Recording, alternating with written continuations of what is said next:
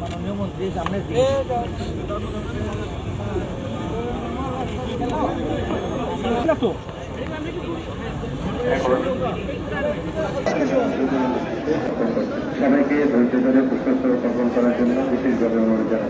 এটা আসলে দীর্ঘদিন ধারাবাহিকতা, এখনও আমরা অনেকগুলোতে পিছিয়ে আছি। আমরা আশা করি বর্তমান আমাদের নির্বাচিত সরকার এই বিষয়ে অত্যন্ত গুরুত্ব ধারণ করেছেন। আমার মনে হয় এটা পর্যায়ক্রমে নেক্সট ইয়ারে দেখবেন আরও অনেক কিছু এগিয়ে যাচ্ছে। বাংলা ভাষার মর্যাদা শুধু সরকার দিতে হবে না, সব ক্ষেত্র থেকে তৈরি করতে হবে, এবং এই ক্ষেত্রে আমার মনে হয় সবাই সচেতন হওয়া উচিত।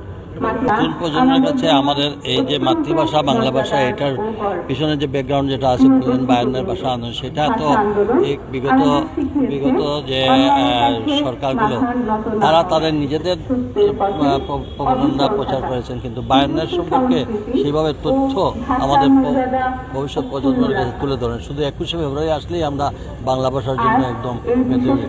21শে ফেব্রুয়ারি পরে আমরা আর এটা নিয়ে তখন গুরুত্ব হয়। আমার মনে হয় এখন প্রতিটা সেক্টরেই আমাদের আমার নিজের ভাষার উপর আমাদের চর্চা করতে হবে।